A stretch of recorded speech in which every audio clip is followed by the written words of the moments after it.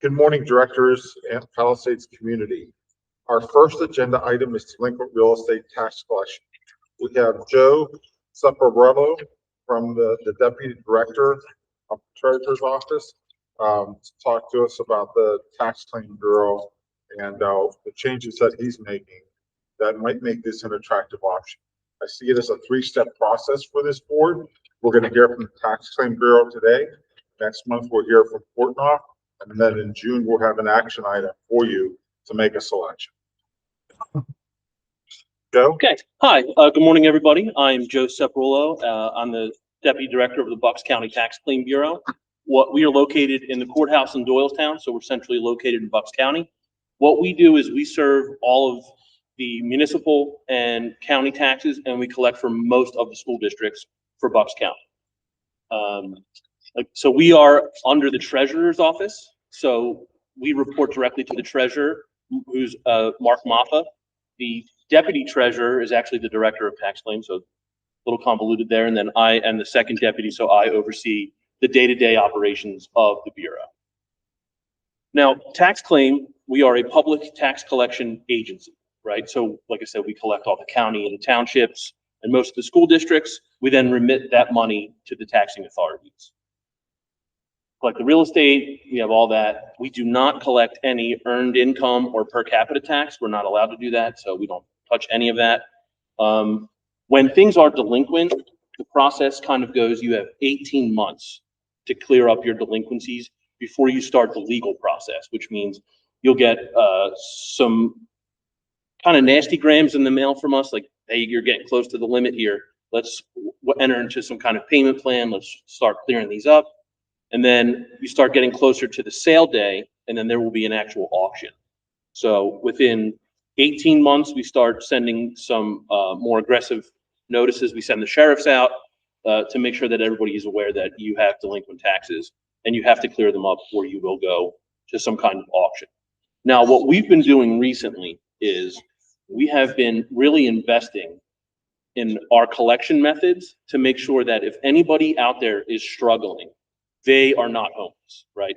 So tax collection is kind of a icky business, right? Everybody has to pay taxes. No one is really exempt from that, except for, you know, if you're a disabled veteran or nonprofits, things like that.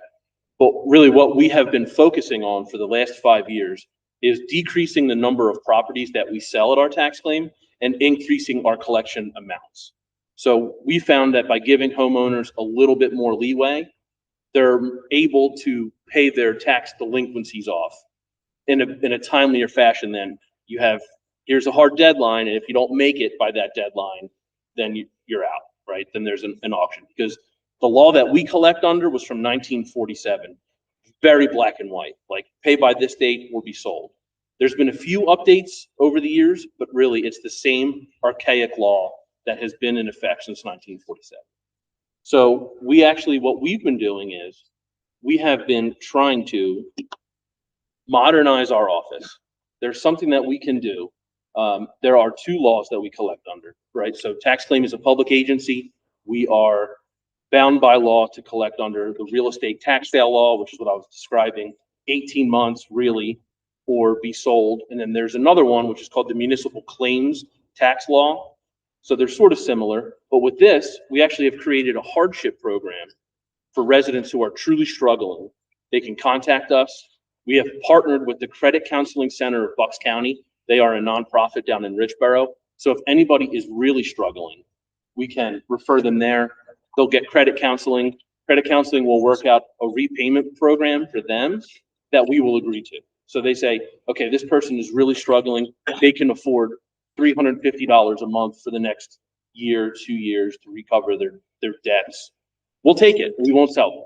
So really, if anybody is contacting us saying, I'm really struggling with this, I'm struggling with that, we won't sell, like, we wouldn't auction them, right? If someone's actually trying, then we wouldn't do that. But what we do, and really it's attractive for municipalities, is we have been able to recover significant blight, abandoned properties, and things that have just gone by the wayside.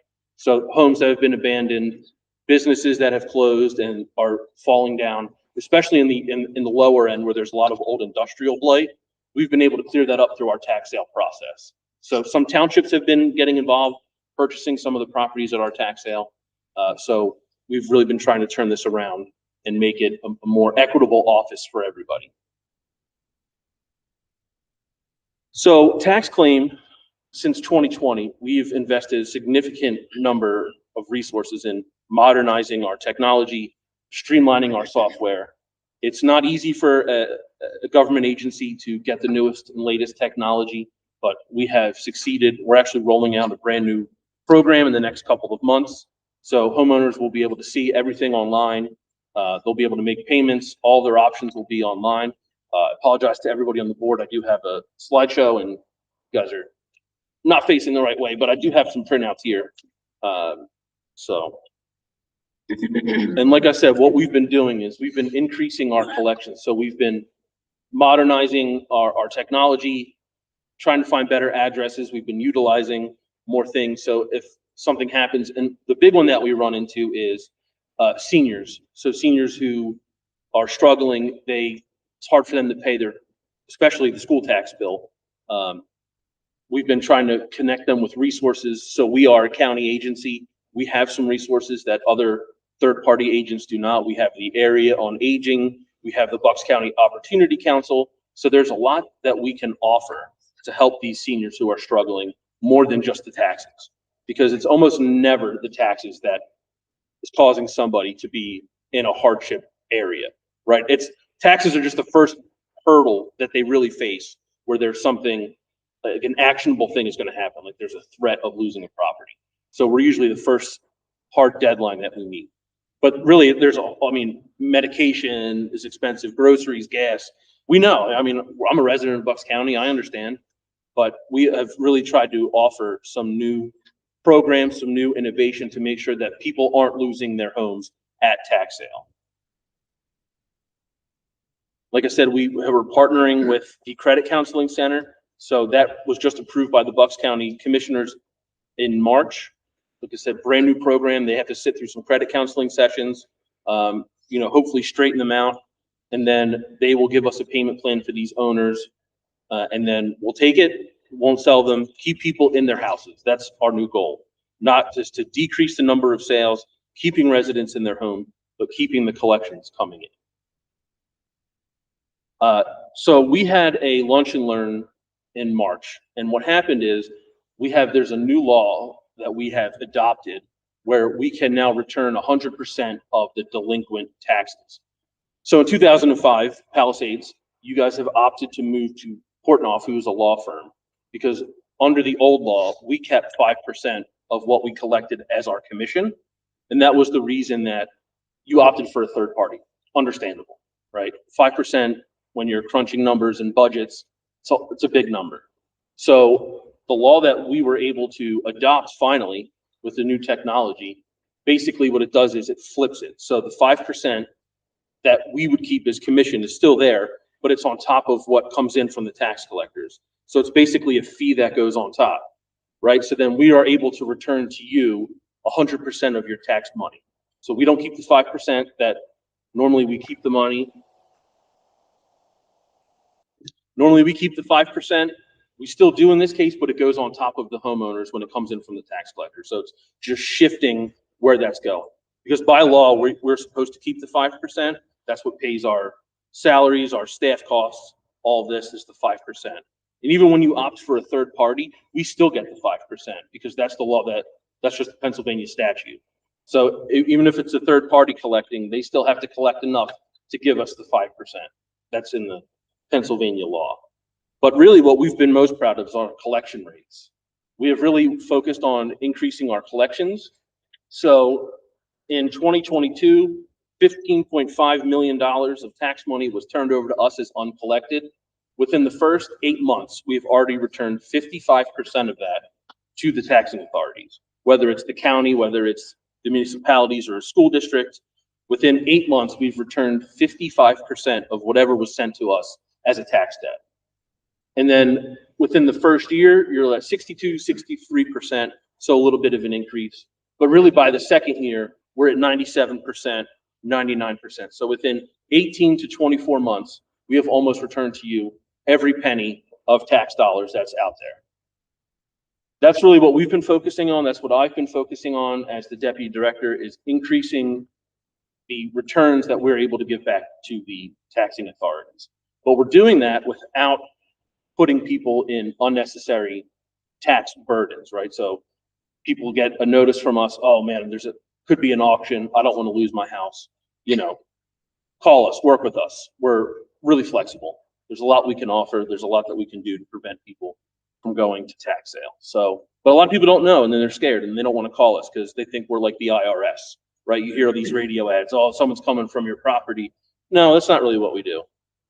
Call us, contact us. We have a public office. You can walk right in. Anybody can ask to speak with me or any of our team there, and we can tell them what options they have. It's really not as bad as it sounds, but we are a public tax collection agency, so we are debt collectors. Now, I've just put some numbers up here. I know it's hard for you guys to see, but this is what our collection actually looks like. So the county, this was from last year, 3.1 million is how much was turned over to us to collect. And these are the other school districts that use our services. So this is how much that we actually collected in 25, right? But the way that the law works now, we keep the 5%. So that's actually how much they got. So we keep the 5% of commission, we remit the rest to the taxing authorities. With the new law that the resolution that the commissioners passed and the technology that we are bringing in, we're able to return the full 100% to the taxing authorities. So whatever that you bring is leaned in, is unclaimed, undelivered, right? So all of your tax debt that's out there, everything that we collect with this new method, like I said, it's switching the 5% on top. We're able to give you the full 100% back. So the full face penalty and interest of all of your taxes are coming back to you as the tax authority. And this is the difference. So it's really not a huge amount, but it's enough where, it's everything that's owed to you. We're not keeping any of it anymore. So this is really how much it is for all the school districts that we collect for. So some is big because it's a larger tax area. Some of them is smaller. I know you guys are around the Penridge, Quakertown size and number of your tax duplicates, like how much is owed in your millage. So that's about, how much it would be if you did opt to bring us in. Now, we do have advantages, like I was alluding to earlier, for property owners. So there's things that we can do that other people can't really do. We are constituent service oriented. So we have a team of people who are answering calls, answering emails, going out of their way to help owners, trying to connect them with resources. Like we work with all the local state reps. They call our office. We have, oh, somebody's delinquent, what can we do? We'll work something out. But we really are focused on helping the public. We are a public agency. In the past, it wasn't always that way, but we really have changed our methodology, changed our approach, trying to work with people, keep them in their house, but also collect the taxes at the same time. We are pretty convenient, right? So we're centrally located. We're in Doylestown. We're a public agency. Anybody can walk in. They're there for jury duty. They're there for other reasons. They can stop in, pay their taxes. So people appreciate that, especially seniors. They don't like doing online. They don't like doing over the phone. They would rather have somewhere physical to go and pay. We offer that. So we do have some of that. We are not attorneys, so we don't bill attorney's fees. We don't bill by the hour. We don't upcharge anything. Anything that is costing us to do something is what's being charged to the homeowners. We make our money, right? The money that we use to run our office is that 5% of the commission, right? So whether it's coming out from what we collect or whether it's going on top, that's how we make our money. We are not fee heavy. So we really try to keep our costs as low as possible so that homeowners aren't burdened with really high attorney's fees, legal filings, all of that stuff. That's really what we are. That's the advantage that we have. Like I said, we developed that hardship program. We have payment plans. We have a lot of options for homeowners who are struggling. There's a lot of things that we can do. Like I said, we have connections with the area on aging. We have the Bucks County Opportunity Council. As a public office, we know these other offices. We know what they can offer. We know if somebody qualifies for this. We know if somebody qualifies for that. We can connect them to the appropriate resources to make sure that the homeowners and the constituents are being served to the best of our ability. We are a public agency. We are not for profit, right? So we aren't upcharging. We aren't putting on these crazy fees, none of that. We are, like I said, everything that is being charged to us is being charged back to the owners. We're not upcharging anything, and it is significant. Again, the lowest possible cost to owners. So this actually is an example from last year. This was somebody who came to our office who has the same collector that you have, but they're from the New Hope Solebury School District. So they got their first letter from the collection agency, the third party. They already had almost $500 in fees assessed to them when they got their first notice. So $500 was already put on top of what they owe for taxes versus that's ours is almost $60. So that's the biggest difference, right? We are a public agency. We are not upcharging anything. Anything that the cost of us to do something is going back to the owner. We're not attorneys. We're not trying to make profit. We're not doing any of that. It's really, we're just collecting. We're a bare bones office. We have staff of 5. We're not trying to, make profit. We don't have shareholders. We don't have anything like that. So this is the biggest difference between us and any third party collector out there, is that our fees are minimal. The fees that we do have are usually hard costs that we have to pay: postage, we have to pay for sheriffs, things like that. That's the biggest difference. And this is Portnoy. So this is who Palisades has now. This is their legal fee schedule. This is from last year. As you can see, these are big differences. Is what's being charged to homeowners, right? So in the last slide, the homeowner who came to our office with their bill already had $500 in fees added on top of their bill versus the $60 that we charge. But this is really it. This is the biggest difference, right? They are a law firm. They charge legal fees. They charge attorneys' fees, things like that. Ours are very small. Some of it's a little higher, like sheriffs. They don't use the sheriff service. They go through a sheriff sale, but they're not using the sheriff to post on the properties, things like that. The first legal notice that we send, $8, right? They charge $175. So these are where the biggest differences come out, is who's being charged what. And that's where we really have the advantages of public office, because we can't. We're not allowed to. The law states we are only allowed to charge what it costs us for the homeowners for collections. So we are not allowed to charge, make any, it cost us $50, but we're going to charge the owners $100. We can't do that. It's illegal for us to do that because it's in the law that we collect under. So that's really the biggest difference that tax claim offers versus these other agents. We actually have a high-star Google rating, and I'm pretty proud of this because not many tax collection agencies have 4.5 stars on Google, but we have people who leave us reviews all the time that we were helpful. We were able to help with their issues. It's not something that we ever thought we would see because, we take people's money, and if we don't take their money, then we're taking property. But, people come to us with lots of issues, especially if somebody has died, they have estate issues. We can connect them with the Register of Wills. We really are like a catch-all office for people who are struggling anywhere, right? So what we've been seeing is elderly parents who have died.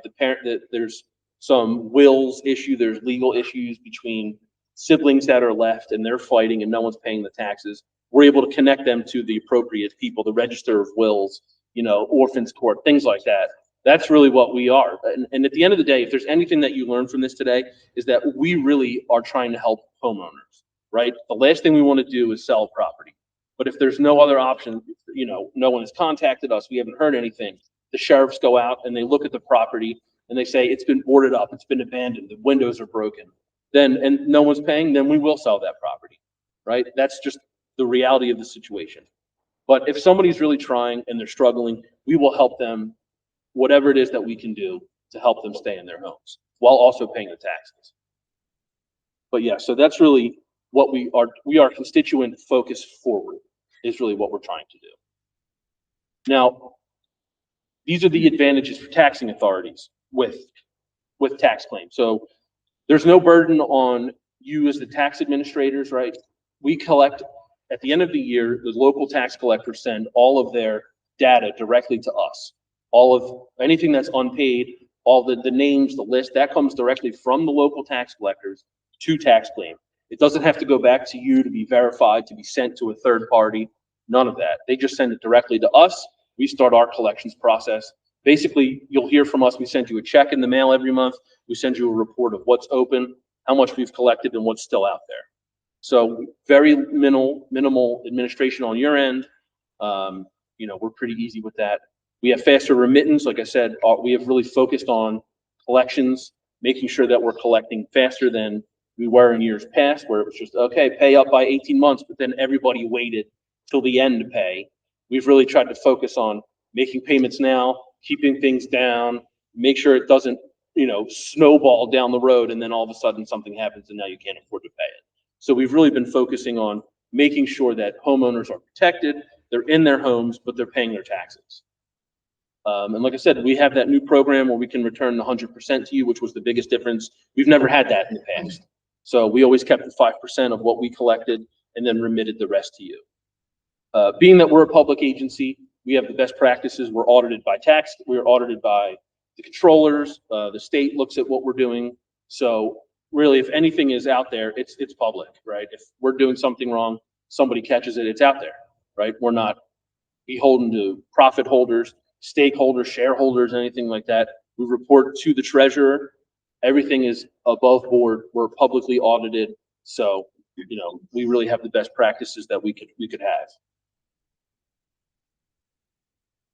And again, if this was something you're interested in, I know it's been, 20 years since we've collected for Palisades, but if, our services are, that's something you want, you would have to have, a resolution passed, vetted by your solicitors, of course, and then you would send it to us, let us know if that's what you want to opt into what we're doing. Our target is September 30th-ish. I know you have your own. That was more for municipalities and school districts because they have a few more hoops to jump through. But really, that's what tax claim is. That's what tax claim does. We're a public tax collection agency. That's just a sample resolution. So I'm open to any questions anybody has. If you want to see a slide again, you want to look at anything, I'm available. Any questions for anybody? Anyone? Anybody? I'll take any questions. So you mentioned about that you'll work out payment plans if somebody has a problem. Is the district involved with approving those payment plans? No, that's something that we have administrative control of. So the standard payment plan by the state is 25% of everything that's owed. So they owed $10,000 total. The down payment is 25%, so $2,500, and then it's every 4 months. That's the standard payment plan allowed by law. We administer that. The hardship plan is created by the Credit Counseling Center. So no, that's something that they send and we accept, but we would not, because we have about 800 outstanding payment plans right now. I think that would be a large burden if we had to come back to you for every one of those. Okay. And well, you would just be coming back to the ones that are affected by our district. Right. So right. Are you saying we have 800? No, I don't collect for in Bucks County. Yes, we have 800. Okay. I don't know. I wanted to make sure I wasn't missing something. No, right. You said that you have 800. We currently have around 800 payment plans in effect right now. Okay. And all of the resources, when you say somebody comes to you and they have a problem and you can point them in this direction, that direction, and so forth, you offer that like right now, if we have somebody in our district that has an issue, they can come to you and you're going to point them in all those same directions. Absolutely. Whether you're officially the one. And we do that now. So we don't collect for Palisades, but we do collect for all the municipalities who make up Palisades and of course the county. And that's really how we started seeing the picture of how much they're being charged by the other collectors, that they would come with the same notices that we have. Their bills were triple, quadruple what we're throwing out. So whether somebody has Palisades or not, if they come to our office, we're going to help them because that's what we do. Like the big thing that we see is veterans. There's a veteran exemption program offered by the state and the Department of Revenue. Whether they have delinquent taxes or not, we're setting them up. Make sure you contact your state rep. You need the stamp from the Department of Veterans Affairs. Then you go to the Board of Assessment. So we kind of have like a roadmap for people, even if they're not delinquent. So they don't have anything with our office. We still, go out of our way to make sure everybody is where they're supposed to be. Thank you. So this may sound like an odd question, Sure. but the 5% you're saying gets put on top of what is owed. That's on top of the delinquent tax. Yes, Okay. so that when that comes in from the tax collector, the 5% goes on top of that up front. Okay, so if that's not being collected to pay your services, is it county money then that pays your salaries and all, No, so right now, the way it works is we take the 5% out of what we collect. Okay. So if we collect 100,000, we're keeping 5,000 and sending the authorities 95,000. In the new method, basically, if it's 100,000, it's now 105,000. 5,000. So you're still keeping that, Yes. but the whole, okay, gotcha, understood. It's just shifting where that 5% is Yep. coming. So it's no longer coming from the taxing authorities, but it's coming from the people who owe their tax delinquencies. And that's yours, and then. That's ours, and then we're Understood. able to send full tax amount back to the taxing authorities. And that's what people have been asking us for years, right? So Palisades is not the only school district that uses a third party. Central Bucks went, Council Rock went, Pennsbury went, but then Pennsbury came back to us because, we had spoken to their school board. We had gone to a finance meeting. We heard from the tax collectors that people were very unhappy with the services. They were getting the letters, the fees, all of that was accumulating over time. Pennsbury actually came back to us at the beginning of this year. So they went to a third party, didn't like the services, came back to us. We have a couple others, the municipalities who are in the process of doing the same. So now that we're able to do what these third parties can do, as in relinquishing you the 100%, everyone's starting to come back. That's really the biggest difference that we can offer now. We're not keeping the 5% from you, the taxing authority. Anybody else? Joe, I'd like to thank you. This is very exciting news. Really thrilled that you were here today. And as I said, it'll be a 3-step process. And by June, we'll make a decision. Okay. I have business cards. If you have any questions or you think, I'm a public manager, so I gladly will answer any questions that anybody has, regardless of whether, whatever you want to do. So, yeah, thank you for having us. Tax claim doesn't get out much, so we relinquish the chance to talk to the public. Thank you. All right. Mr. Ramos, are we ready to move to the Yes, next we are. item? Please go right ahead. Okay. So we want to talk to you about the middle school baseball field. Friends, want to come forward? Thank you. Do that? I need to speak anywhere, Gary, special? No. So no, thanks for having us. Thanks for getting us on the agenda. This is our 3rd year playing middle school baseball, our 2nd year officially. And the enrollment's been great. I mean, we've had full rosters, varsity, JV, and middle school. So we have a playable field at the middle school. Gary and his crew they've been working on it for the last few years, and it's actually game ready, except for a backstop and fencing that would protect the players coming down first and third base lines. So it's kind of been really difficult trying to get 3 teams to play on our varsity field for a number of reasons. The weather in the spring, the product that we're putting out, which Al can kind of talk about a little bit. Getting that field ready for 3 different teams every day to play on has been tough. So that field is ready playable, just like the middle school softball field. It's been great having a middle school softball field and the high school softball field. We'd like to be able to do the same for the middle school baseball field.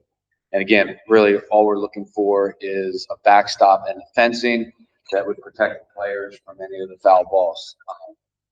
It's kind of the summary of it. I think Al has a quote for the fencing, and then we can answer any questions. So basically, we're looking at a backstop. We're looking at 30 feet by 12-foot high fencing, 9-gauge chain link backstop. It also includes a canopy, 7-foot canopy for foul balls. And then first and third base lines, 100-foot, 6-foot high galvanized to protect benches of both teams, and the fans from foul balls. And I have a co-star's quote here from Triborough Fencing, who did all the rest of the fencing around over the last few years, the stadium fencing, the security fencing at the high school, and the warehouse bus garage fencing. Again, CoStar's company, and I have a quote here for $14,425.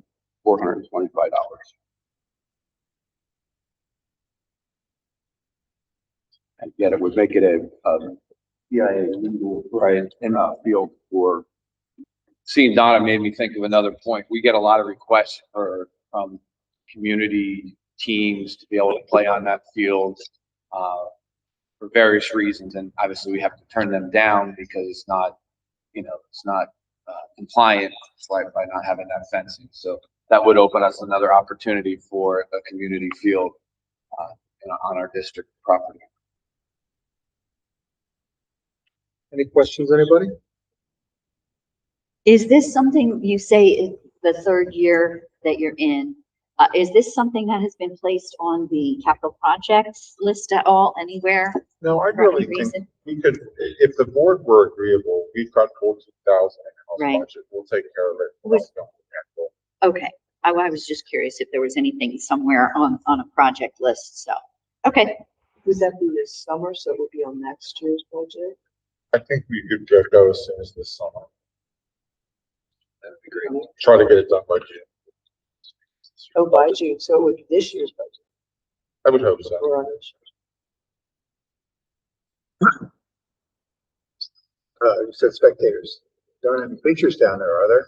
No, so just like for the softball field down there, a lot of them sit up on the hill in the back, or they bring their chairs on the side.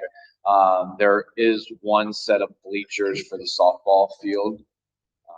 We probably could pull the grass soccer field bleachers as an alternative to that.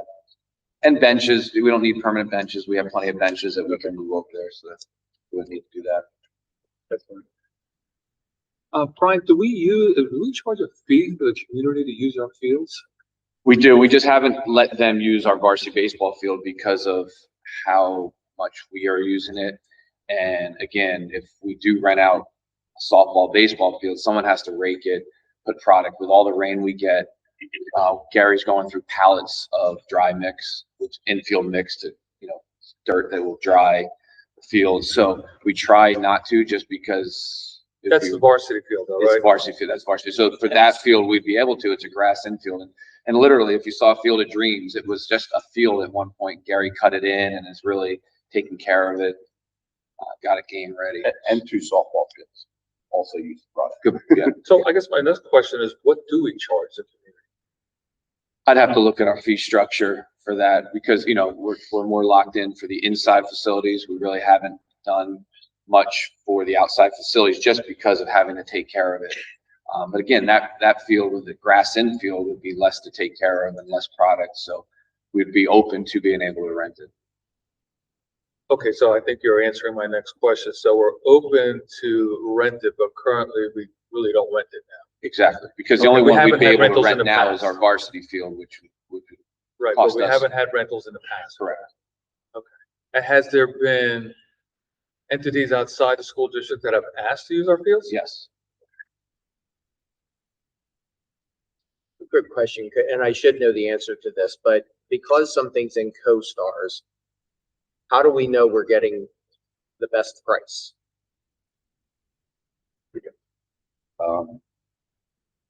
can go out and get other companies' quotes. Sure. Well, I just What know, happens after? and I just honestly couldn't. It's always come up. It's Yeah, always come- I just couldn't remember that because I know so many times, and I don't always ask the question. It's like, oh, they're co-stars, so then boom, we just go right ahead with them. And I couldn't remember if they get into co-stars by doing some competitive bidding to begin with or not. So that, why I'm just asking the question. So. I can speak for myself. I usually go out and get multiple quotes, even if they are on CoStars, if all the vendors are on CoStars, and go with the best price. But usually the first quote is about the same as every other anyway, just because of CoStars. It's a bid list. Yeah, I mean, I'm not thinking that this is exorbitant, or anything like that. It brought the question to mind. So if not for this case, I'm just always for one that I'd like to see a couple of quotes to make sure that we're being as fiscally responsible as possible. Once again, I'm not necessarily pushing we have to do this with this fencing. at 14, I don't know what kind of savings we would, We'll go potentially get, have. we'll go get two more quotes. Great, We'll go get two more quotes. great. We have had, multiple quotes for the other projects, Dave. And this company Triborough always came in. Yeah, I mean, once again, that's why I wasn't necessarily pushing for this. That's up, to everybody else, but it's more, I haven't asked the question sometimes in the past and then felt as though I didn't do my job. I could certainly get two more quotes. I just got a quote Yeah. for, this just came up. Yep, no, thank you. We good? Any other questions? Okay, are we good to get two more quotes and then the lowest of those three quotes, we will proceed with this project? Am I clear on that? I think we're in agreement. The cost of the quote, we're not getting any additional costs because we're getting a quote. No. Just call it in. No cost. All right, I'm good with that. Yeah. And that'll be taken out of this year's budget. Try to get it done in this year's budget if we can, if not, next year's budget. But for 14,000, I'm not doing it. Well, this year's budget is good because next year's budget, there's a fight going on there. So if you want it, better try to get it in this year's budget. Thank you. The next item on the agenda is the Whitson's contract renewal. Even though we have a multi-year contract with Whitson, the state requires good approval every single year of that contract. Only, Corey is here. Present, let them know what our differences are this year. Absolutely. There are definitely some cost issues this year, compared to last year. And again, for those who don't remember, Goldfarb, I'm the district manager for Whitson's Culinary Group. Bill Whitcomb, our vice president, is supposed to be here today, but unfortunately, he's is at the hospital. Hopefully not for you guys. No. He just came back from Disney World, so I feel pretty sure it would be. So, there are definitely some differences from year one. Obviously, what you're experiencing as well as we are experiencing is cost increases just across the board, inflation. District on your side increased expenses by over $27,000 compared to the first year's. That's a big increase in the expenses. Whitson's taking on team members through attrition. The benefit rates through Whitson's are higher. We also do not get a benefit rebate back from Peasers. So the full amount does run through the statement as well. Insurance rates have gone up. Our biggest issue is we came in 24-25 in emergency contract, increased meals dramatically by changing the entire program. We're somewhat maxed at that. Part of what we had discussed with the former business administrator was going towards breakfast served in the classroom. It's a great program throughout the state because breakfast is free for all students. And it's the type of program, if it's not utilized over time, that program will go away. Right now, your elementary breakfast reimbursement, your elementary participation is down in the 30 percentile, where it really should be at least the 60%. And that's what breakfast in the classroom does for you. We had a school tested out, ready to go. Unfortunately, at the last moment, that principal changed how they wanted to do it. And due to state regulations, we can't do it their way. So they decided they didn't want to test it. We could use help from administration to really speak with the principals on this. Breakfast is where you get a great return. Not only is it good for the students, them having a breakfast, increases, grades, less behavioral issues. It also is revenue for the program from the state. They do get a higher reimbursement rate because of the breakfast initiative through the state. So we tend to focus on that as well as increase the lunch program.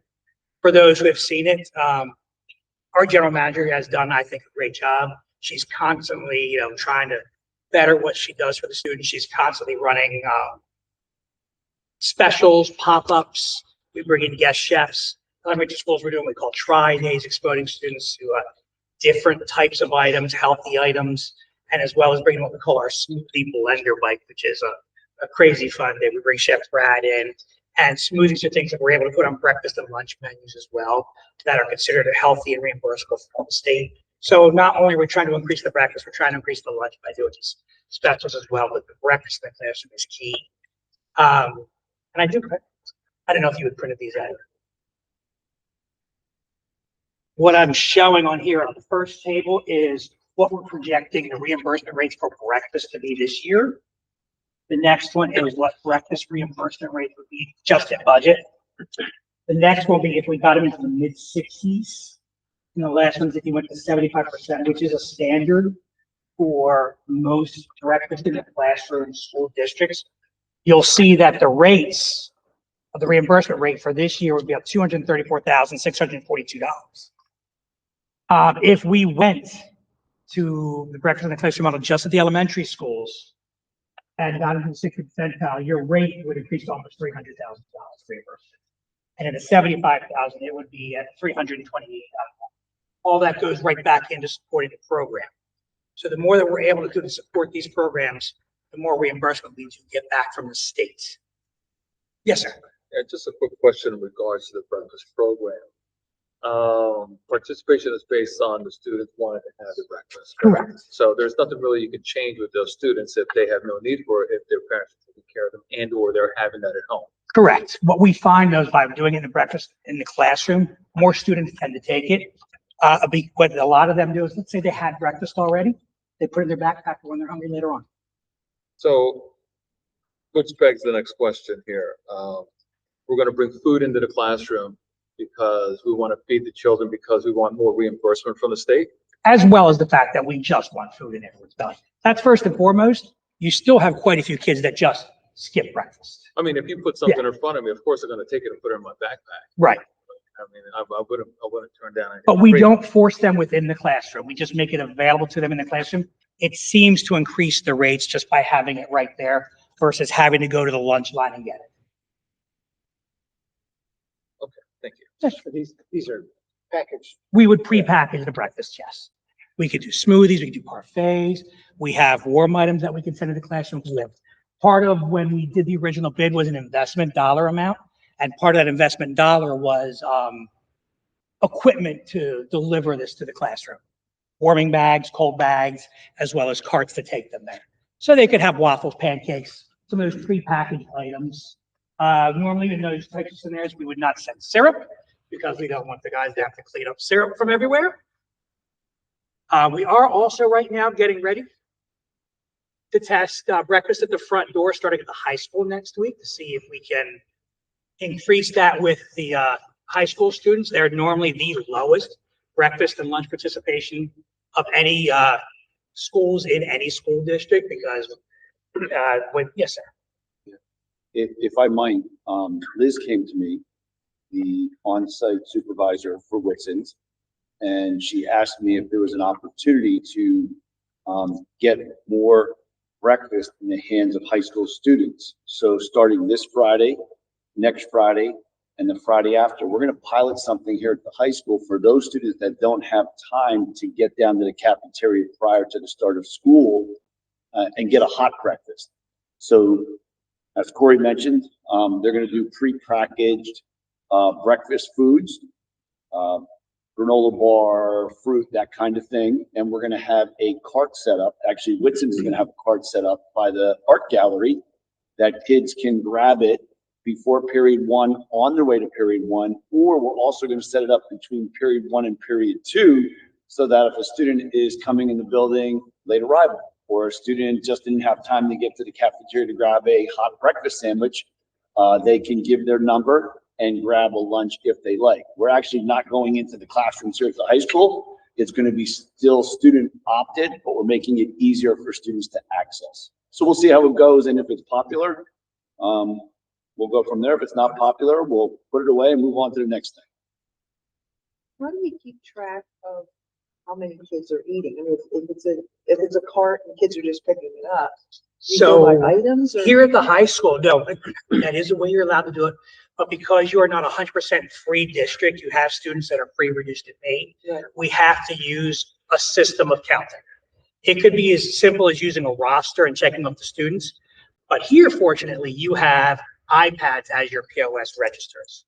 It's literally us walking down to that front door with an iPad that's connected to your Wi-Fi, with a pin pad. Each student comes up and punches in their number. That way, there's also no double counting, keeps you on the up and up that way as well. Because the way the system's set up is a student comes, and it does happen, they will try and get a second one. Maybe if there was a second register, it would pop up as a second meal and charge them, give us the option to charge them for an a la carte meal or to completely cancel that. With breakfast in the classroom, it would run right off of rosters. You have a system called Premier Edge. What we would do is we provide a student roster to each classroom. The teacher would then just check off the students that did take breakfast. They would send us the roster back. In that POS system, we can do things by classrooms. And all we would do is uncheck the kids that didn't take breakfast, and it goes to the system. That way, the school district receives the proper reimbursement rates for each type of meal, and you're properly counting for the next time you're audited, which might be next year, which also keeps you protected as well. That's also something that is our job, that I know it's a little different from what you've experienced in the past, is we take on the burden of making sure that when an audit for this from the state comes, we bring in dietitians, I myself, to make sure that we're protected, so that if there are differences in meal counts, money's not owed back to the state. So even if a student just takes a granola bar and doesn't take anything else, puts it in their backpack? That would not be considered reimbursable meal. That would be considered a la carte, and they would be charged for that item. The way breakfast works, and when we do breakfast in the classrooms, we do it as what's called served versus offer. Offer means we have to offer them 5 components. They must take 3 of those components, one of which has to be a fruit or a vegetable. Slightly different for breakfast, but same theory. When we do breakfast in the classroom, it's a served method, so we give them all the components combined. That way, again, they get the meal, and then you have in the classrooms a shared table. If somebody doesn't want something, they can place it on the shared table, and any student can come up and take something extra as well if they're still hungry. Complicated. Government regulations are wonderful. Yeah. I always. This is the say easiest part of school lunch. There's no free lunch. Never, right? Not on my end, unfortunately, because all the burden comes on us Yeah. to make sure that the district, everything's done right for them. So with these projected reimbursements, do you have it calculated with what the additional cost would be, so that what the net would end up being? Not on there. That just shows the reimbursement rates. It would be not that much more. Your manager here is very good at controlling costs. I will say that through this year, she is underspent on every single budget line. So we would utilize, we utilize government commodities for a lot of this. We do a lot of what we call Department of Defense fruits. So fruits and vegetables come in free for us as long as she still has dollars for those. I can always put together more projections for you, but it's usually a negligible change. Every district that we've gone to in breakfast in the classroom, bottom line has flourished in the end, because it gets the kids more interested in the program. More kids end up eating lunch that have taken that breakfast, because if we're giving them a good breakfast that tastes good in the classroom, they're more likely to come down to the cafeteria and get a lunch or tell mom and dad they had this. Kid next to him goes, I know you make good breakfast, Mom, but they had waffles yesterday. Can I get the waffles the next time? So more students end up taking as well. There is no additional labor for breakfast in the classroom because the staff is already there. It just shifts from serving in the cafeteria to serving in the classroom. So I have to say it. We're serving whole milk now. Not yet. Not yet. So there are a lot of regulations that go into serving the whole milk. They keep dragging their feet. I am actually recommending in most of my school districts that they don't go to the whole milk due to the changes it makes in the program. Because what it doesn't do, and look, I'm a whole milk guy. I was a gal in the day when I was in high school. It changed. You have to still take your nutritional values into account. Where they said, sure, whole milk is great. They changed none of the nutritionals. So you're going to have to rob from Peter to pay Paul. If you want whole milk, you'll get whole milk. All you got to do is say do it. You're not able to serve whole milk every day, because of, just like you can't serve juice at lunch every day because of the sugars in the juice. So it does change nutritional values that we have to follow as per the USDA regulations. We can do it if you want it. All you got to do is say go in an email to me and it'll happen. Track of it. Yeah, I sent Colleen and Chris a breakdown of what the changes are, I believe. If you wanted to do that, they can share that with you. And then if you guys still want to, our job is to do whatever you want to do. Sure. Plain and simple. I thought we did say yes. We want. I did not see you back saying, yes, go do that. I'll tell them this before I leave today. Yeah, we want. Okay, no, I don't remember seeing that. I'm having this conversation Well, I'm just gonna. 15 other places. I'm just gonna throw out that if we're making a decision on that, I'd like to have a little bit more of the information of what that ends up doing with what you just partially explained of how it changes the other things. I mean, The nutritional values. yeah, Yes. the traditional values and how that may or may not impact then students taking. That does not impact the way students take. It impacts, we can serve anything you want. But when it comes down time for an administrative review from the state, we have to give them a nutritional analysis. It has to match up to everything that you're doing. And there's a certain level you have to stay at.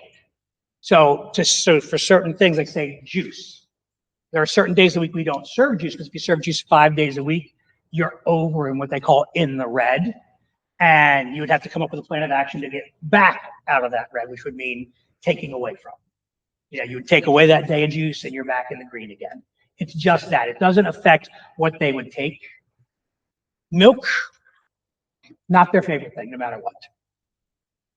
I love milk. I'm a milk drinker. I'm a cereal guy. I'd rather have that over any other breakfast, so I get it. But it's not the first thing they grab, so it's not going to stop them or affect the children taking. It's how we would have to write menus is what it changes. And that's all. It might be Wednesdays we don't serve whole milk to make sure that we're in that number. I may be wrong, but I thought I want to say relaxed some of the requirements as pertaining to dairy products, but. I don't You have it guys all know in better. front of me. That's what my dietitian does for me. Can I- But yeah, Can I ask, and I'm just really curious as to why the principal did not want to do the classroom. Is there a specific reason? Was it distracting? no, the original conversation was that we were going to go to breakfast in the classroom. Then they said, can we just do it with one grade at a time? You can't do that by regulations. So we said we didn't want to just start with this grade. She was like, well, then I don't want to do it. That was really how that went. Is you need to do it by the building. Like you could choose one building at a time to go to breakfast in the classroom, but you can't choose a grade at a time. Like the whole district doesn't have to go to. You could say, Durham, we're going to test it with you. Great, that worked out. Then we'll go over here to Tinicum. Okay, so your staff is delivering the breakfast to the room. Correct. The breakfast stays there on the cart or whatever. The teacher is responsible to. Correct. They give it to the students. And just, so you know, breakfast in the classroom does not take away from teaching time. It's included within it. Well, we could have breakfast here. We should have brought some. Right? We can walk down the hallway. Second chance breakfast. I think it's still going It on. was in my mind that you did miss a perfect marketing opportunity Yeah. to show the example of how easy the prepackaged was, the quality and so forth that, you know. That is true. We certainly could have done that. Do we have questions? You know what, I mean, all of this paperwork was great and also mind-boggling. So, you know, thank you for providing everything. It would really help me at some point, not asking for this right now or whatever, but I would just love to really see like a comparison of how many purchases we had, participation, say 3 years ago, 2 years ago, 1 year ago. I would just like to, you know, very like simple, basic numbers, see if we're on the right track of where we were, where the participation has been, where our costs have changed, not break it down into every little thing in this percentage, that percentage, the other thing. I'm like a bottom line kind of person. Are we heading in the right direction or are we heading in the wrong direction? I agree, Director Freeman. I'm looking here at total in-school revenues. And I believe on the first page you have out there, cost reimbursable, you have 333,808. Curious what was last year? Where were we at? If you have a number there in front of you, that'd be great. I want to know if this whole thing, we went with a outside services to increase revenues to help offset our costs. Well, and hopefully get participation up, Right. which, you know, Right. which creates that. So We definitely have increased participation and revenue since we came here. Just the high school is a great example. I think you were serving about 100 meals a day down there. Now you're serving on average 160, which does increase your revenue from your paid children as well as your reimbursements from the state. We've definitely changed the quality of products. I know when we came in here, you had a warehouse filled with food that just had auto purchasing to continue to fill it. Now that warehouse is just about empty. The products that you have on hand for the most part are what's in their kitchens being brought in every week versus having a warehouse of backlog food for weeks and months, and in some cases it was years that were still sitting in Well, there. if you look at inflation, then we actually saved money because that was purchased at lower numbers 5 years ago. So those nuggets actually I don't know saved if us I in the wanna eat long. something True, but five money years ago. spent I sitting am on a shelf. purely being sarcastic, so There's so many ways to look at it, I get, and I appreciate that. just trying to add a little humor to it. I would like to understand if you went for the principals. I mean, first of all, I'll just say this because I've said it other times, nothing's free. Okay, so these free lunches are being paid by the taxpayers, bottom line. That being said, if the policy is in place and there's nothing we can do to change that policy at the state level, we should make sure that we are not abusing it, but that we are using it to the benefit of our students and our taxpayers. So I would like to understand how this was presented to the principals. You only mentioned one principal, So once again, not asking you for this information now, and this might be more of an administrative question, but yeah, I would just like to understand, was this taken to all three principals? What were they, what was their response? Why aren't they doing it? What were the reservations? Just so I can understand. Yeah. And if I may, a lot of times when we go to these breakfasts in the classrooms, we truly need administration's help because principals are busy. They have a lot. And 9 times out of 10, they're like, well, we just don't want to make any changes. Status quo. Until the district side comes into it and says, we need you to do this. This is the right thing. Because they're going to listen to me talk about my face. I'm no authority within the district whatsoever. I'm just the food guy who makes sandwiches. They can go, yeah, we're not going to deal with that. So we would definitely need administrative help to go to them and say, we really would like this. So far, all it's been is us going to the principals and talking about it, them talking within each other and saying, we decided as a group not to make any change. You also do Quaker. Yes. Are you doing that in Quaker? Quakertown in some places does breakfast in the classroom, in some buildings, and some doesn't. Pretty much everywhere, the cafeteria is either right by the door or we're doing breakfast at the door there. Quakertown is what you call a CEP district, community eligible. So every student is free within that district. So they work a little bit differently than say Palisades would. But it's been very successful there. I think part of the breakdown is they don't understand this piece of it, Scott. That would be my thought. They're looking from their perspective, and that is all. They don't understand all of the workings with the finances. When you mean they, you mean the principals? Principals. Yeah, Mhm. yeah. But there might also be a real There might be, you're right. physical reason right. within the classroom. Yes. In the principal's management. I defense, think there's a lot that goes into dialogue would it. be Sometimes better. it's custodial, sometimes it's teacher pushback, time in their day that the Yeah. teachers may not understand, Yeah. that it takes away, that it doesn't actually take away from their teaching time. Yeah, so it It's would be included good as part of for that us to curriculum. hear that. Yeah, I just think because there could be a miscommunication, Yep. that's causing, a blockade that doesn't need to be there. Yep. Or it could be legitimate, and then at least we know we've looked at everything, it's understood, and Yeah. So I have an admin meeting about this next week.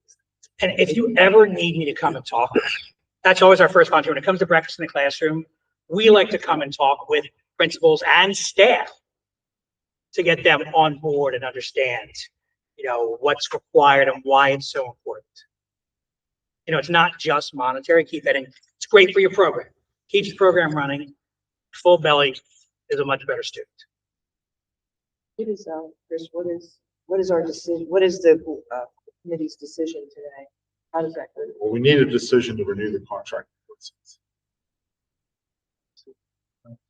Do we have any other questions pertaining to the gentleman's presentation today? Directly pertaining to it. Jeff, questions? I see no reason not to renew. no, fine. Okay, we're unanimous. Anything more with Whole Mill? We're on home mill. This is gonna be tall. We'll make it happen. This is Hold our on. back. Hold on. So she started. Is the it, only, is it 1% or the, 2% that you use currently? We use 1% in skim cover. Ew. I agree with you. I'm a whole milk Sorry. person. So I'm sorry, Well, Director 2% Freeman has a question for, well, just with this whole milk thing, and I'm totally all for whole milk, okay? So please understand, whole milk. I'm a little bit concerned when you just said, well, that could have other, okay, ramifications, okay, if we just do that. So as a fiscal committee, I don't have the knowledge. I probably shouldn't even be involved in that decision, quite frankly, okay? But I certainly don't have the knowledge sitting here right now, other than saying, totally agree with Mr. Hollowell, it should be whole milk. But if that's gonna have ramifications down the road and put us into the red, and all of a sudden now kids can't pick up something else that might encourage them to buy the full lunch that they want. Like, I'm spitballing now, but if there's other things down the line that could wind up having negative connotations. It's our job to make sure you don't have those negative connotations. It's our job and why you pay us to manage that stuff on the back end. Okay. Which is why, like, as juice is a great example. Many years ago, when they went to the Healthy, Hungry, Free Kids Act, sugars were monitored.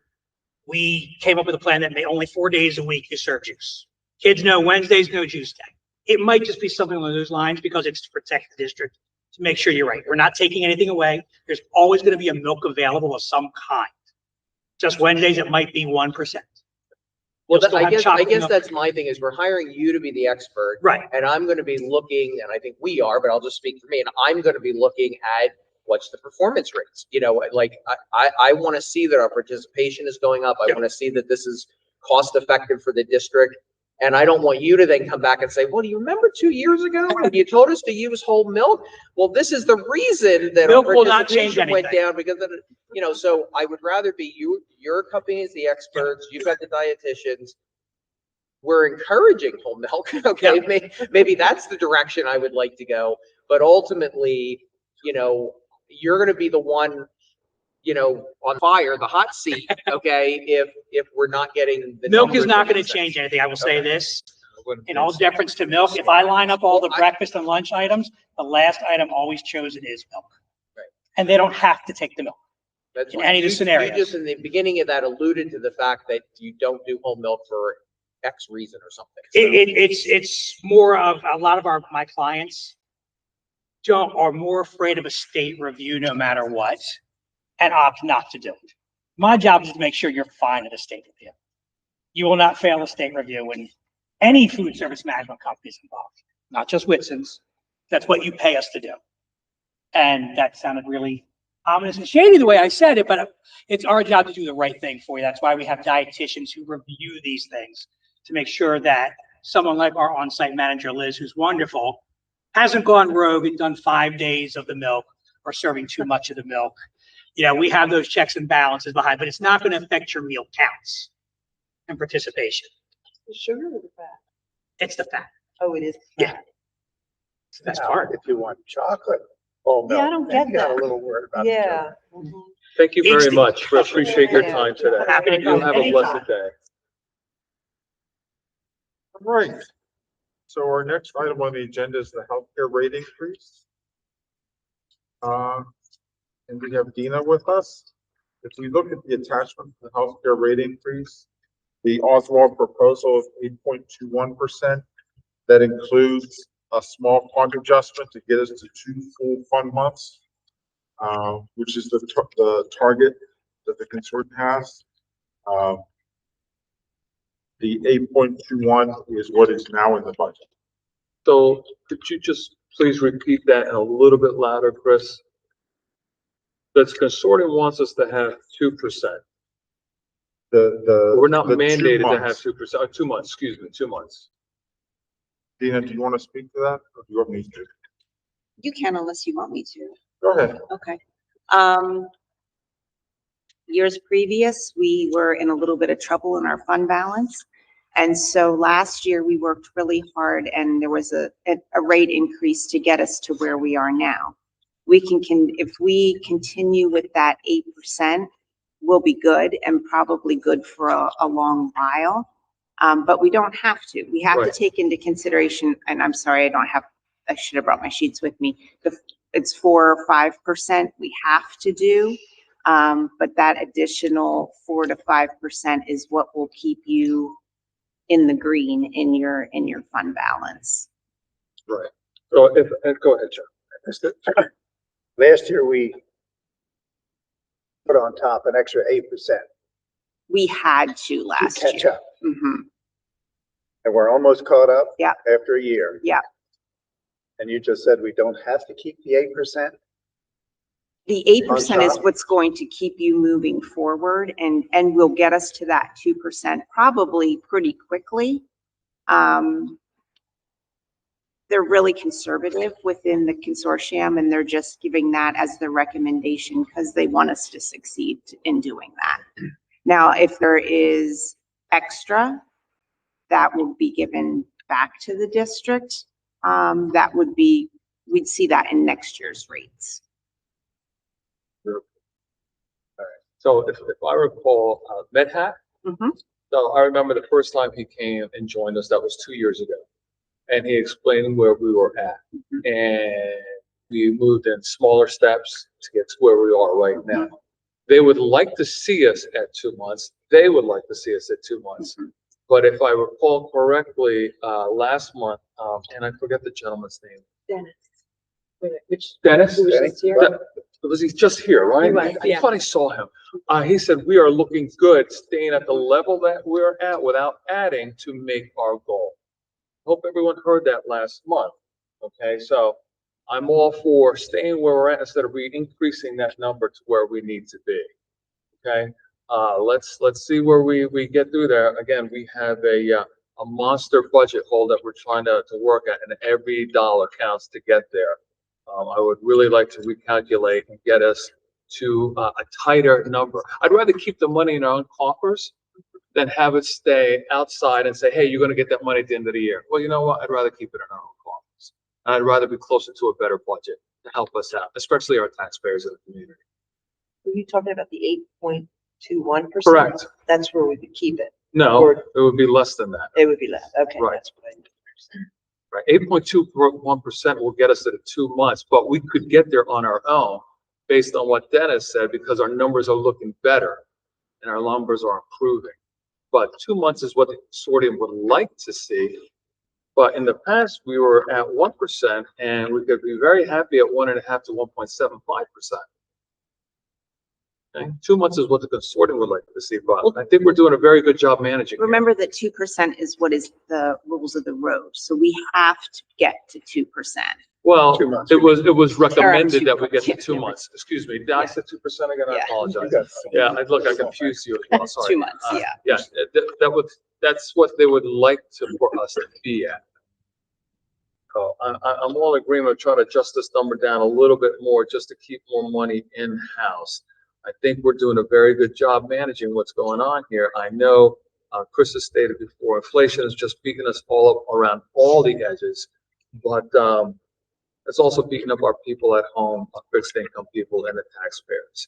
But the And motion is for 8.21%. So Chris, how does that work? Well, if the board does not want to go to 8.21%, the percentage increase without the fund adjustment is 4.57%. It's almost double what we're asking for there, okay? So what's the board's pleasure? Right. Well, I think we're rolling the dice here to see how things go till the end of the year. If we get a bunch of claims, that surplus that Denny was talking about won't be there. Agree. Compromise would be 6%. That's what I I was can't do When A you go compromise middle would be of the road? 6%. Yeah, instead of the full. Well, I will say that was in my mind. It probably could be said that's not really a compromise because it's leaning in the other direction. But, I can see not doing the bottom of the 4.5 or whatever it is. But yeah, the 8.2 just seems like, sure, if I'm the one administrating this, sure, give me more money. That's more cushion on that side. I'd rather have the cushion this side. So, I would be more in favor of something along the lines of 6, although that's not coming from any scientific or mathematic calculations in my head, other than it sounds sort of good and was suggested by 2 really smart people in the audience.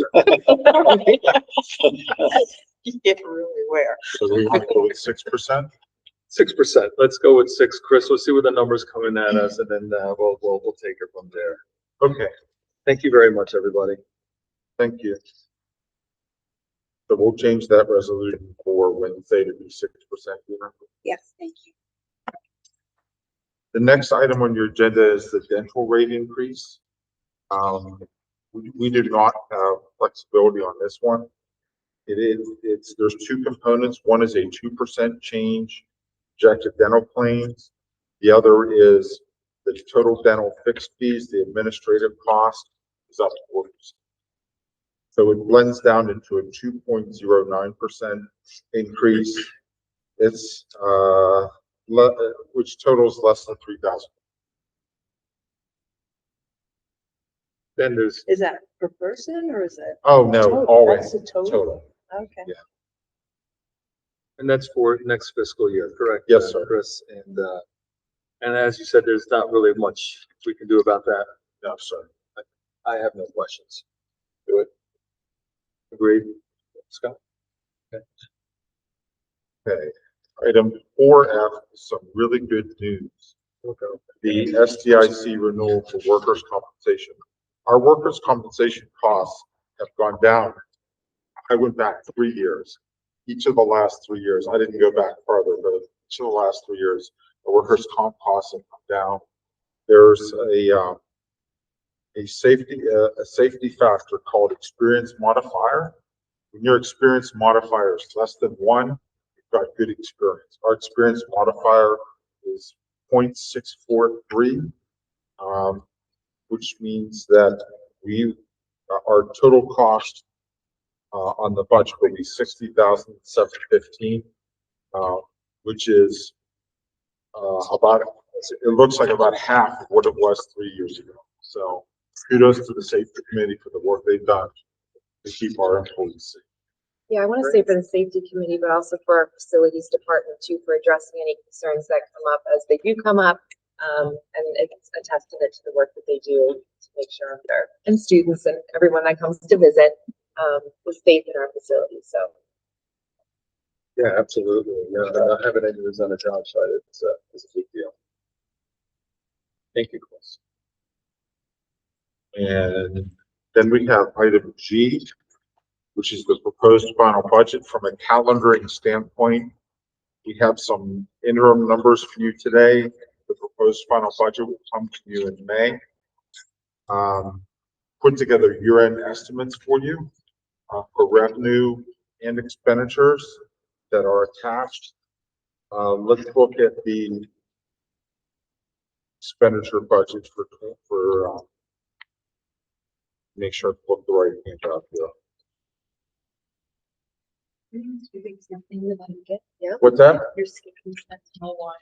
Sorry. Sentinel-1 was removed. We removed that. We started the year with an all-in fund balance of 31.1 million. I project revenues of 48.9 million and expenditures of 53.8. I did the expenditure projection 2 ways. I did it by function and I also did it by specific object code, and I got within about 100,000. So I feel pretty confident that that's about where we're going to be.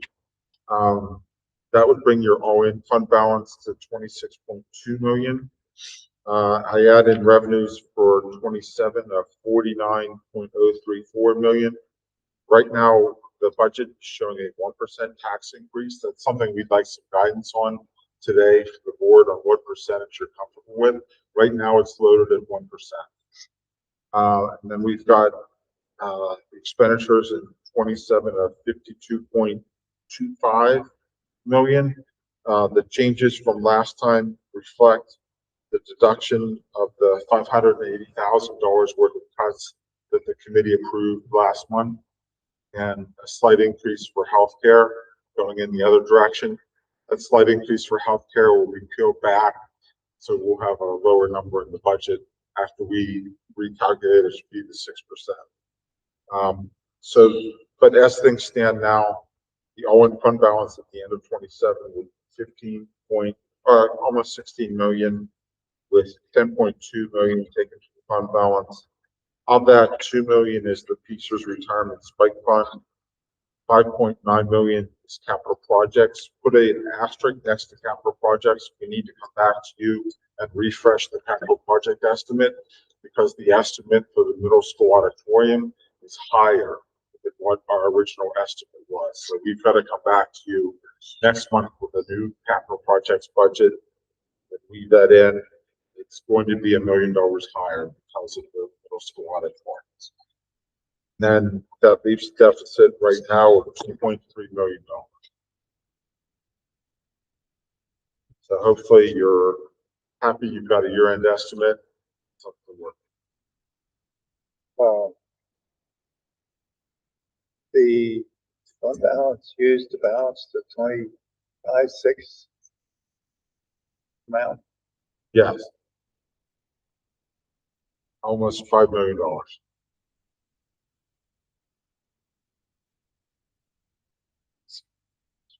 Now, does that include then capital budget? Yes, Capital project that spending includes is what I mean. capital projects. Right. That includes a drawdown on retirement funds. Okay, so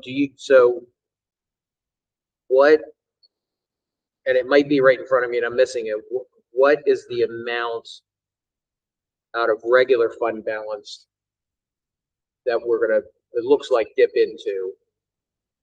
For 6-7. 2 million for 26-27. And then comparing that to the current year, it was 5.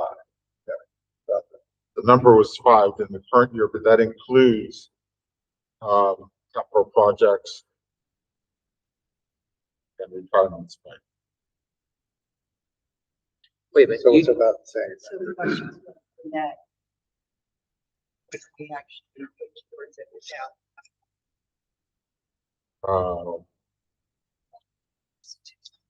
Well, we're gonna assume 5-6 budget probably included 2 million for feasers. That's the same. Then capital projects was something different. Over $2 million. So there's 4, and I'd call it 4.5. So 1 million and change. 1.5 last year. Well, Compared to last this year being this year, This So- year, 25-26, we're gonna be looking to use like 1.5 million to cover the gap. the retirement, the amount you set aside for retirement was 2 million. The amount you set aside for capital projects is 3.5. Right. That's a total of 5.5. So that's 5.5, and we're gonna end up using how much? Will we use any of that to pay for anything this year, Chris? The total amount that we'll be drawing down this year is a little bit less than 5 million. So most of the drawdown this year is capital projects and retirements. So we're I think not he gonna means be actual. using. Hold on, time out, please, one at a time, and please Actual. raise your hand. Go So, ahead, Scott. so we're not going to be using any fund balance to close a gap for this year. Very low. Very- The actual capital project expenses are not going to be 3.5 million. There's some timing differences in projects, but some of that gets carried over to next year. So there is a slight usage of fund balance that is non-capital. And I realize we're not done yet, so these are just your projections, you They're know. just I'm just trying to projections. get a handle for 24-25. We had projected fund balance use, but we ended up with We ended up adding 330,000 money to fund balance. plus. So it doesn't look like that's gonna happen this year. We are gonna be eating into that. And you're not sure how much, but we're gonna be eating into it some, but sounds like we're not gonna be like hitting 1 million or something like that. Right. Okay. You've got a good understanding. Linda? I was just trying to help Chris get to the point where we want to know like more actuals for the ending of this year, whether we're dipping into fund balance is what we wanted to know. We will. That was all. And we will, Yep. just not gonna know how much. Yeah.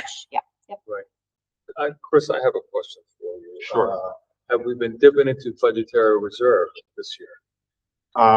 We have not yet, but we will, with the next payment of the intermediate unit bill, we'll need to do transfers, in just special ed. The board will recall that you guys set money aside in contingency for Oh, yeah. special education. We will have to make transfers to cover your end. If I'm not mistaken, we put how much for special ed into budgetary reserve? Was it 2 million? I believe it was 2 million. It's 2 million, right?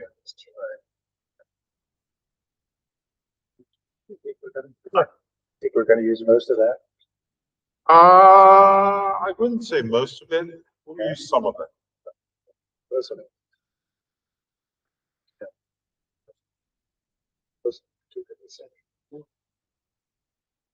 Can I ask what we're Do we, budgetary reserves for special ed? We right now have 280,000 in budgetary reserve for next year. We've not stripped money out of individual budgets to put it in budgetary reserve. do we have any more questions for Chris on, in regards to the budget? Yes, Dr. Beck. When do we talk about staffing? Yeah, so this budget, again, I'm waiting to hear from the board direction as to what we're doing with the budget. So nothing that was presented is new headcount. So there are not new positions in this budget, but this budget as presented also does not include furloughs as we discussed last time either. So I'm not sure. So is that an executive meeting conversation? Well, this meeting needs to set direction as to where we're headed from a budget perspective.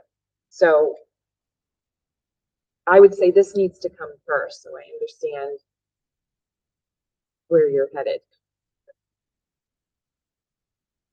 So is this yes, I have a question, with regard to personnel, and that is, I understand reasonably that there's a hiring freeze in this conversation.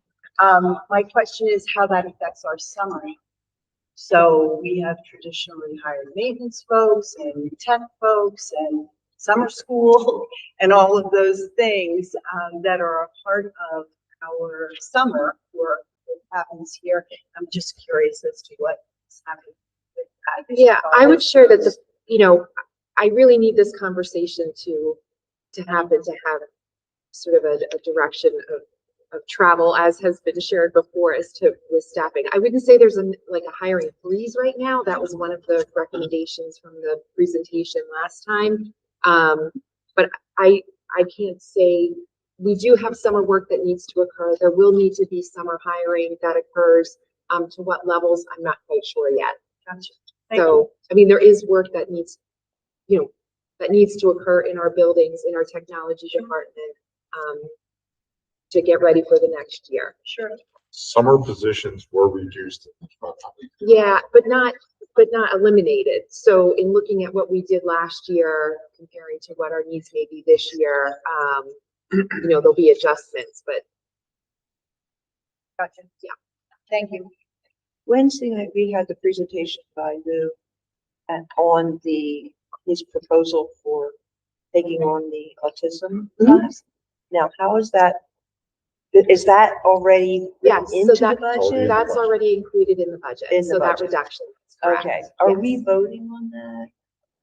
Do we have to vote on that, on how we do that? It would come through hiring the folks that are, recommended for hire for those positions. Right. How we manage our programs, I don't think it's a separate motion, but I can, I just wonder, Yeah. I don't remember if we. It would happen as you make the personnel. correct. Did they have it on as a motion for? I couldn't hear any of the conversation, I'm sorry. I was talking about the budget, and they said that that's already included, how much it's going to cost to the autism class. Correct. Did Did they say that that was going to be a motion or did we have to vote on that? I don't think yet. I don't think yet. No, and it would come through who's hired to be the teacher and the Right. IAs, that's That's how right. Okay, yeah, that would come through. so it's kind of a done deal and it's already written in the That's budget. already been written in, correct? That's what I yes. just wanted to clarify. Yep. Thanks. And so just when we say that you need direction from the board, and I'm so sorry, I'm just not a math girl. When you need direction from the board, are you saying that you need the board to decide what the tax increase is going to be before? So I'm hearing reduce and I'm Okay. hearing add. Yeah. This budget does not reduce any headcount. So if there is attrition, I will continue to follow that attrition model. It does not include new math specialists at any level at this point for next year. And I think that's the most specific as I can get. If there is something that happens that I'm not aware of right now, and the board says keep headcount the same, for example, don't continue the attrition approach that you've taken over the years, then there may be an opportunity to use someone in a different way, but this does not, what has been presented does not address that. Is that clear? Okay, thank you. Yes, ma'am. I have one more question as it relates, because as you said, every dollar counts. Are there any PCCD funds that anybody's hearing about? I mean, just to offset capital expenses for security, for example. I haven't heard of anything or read anything. I was curious as to. We did apply for 2 facility grants. We're waiting to hear, probably not till fall, but they're pretty big ticket. And that's for the coming from roof, for the PCCD? high school was one, sorry. Coming from PCCD? Just curious. Just, That's all right. I was just curious. But we definitely seek grants. I know. As you know very well. Yes, I do. Good job. Thank you. Board? No? No digesting.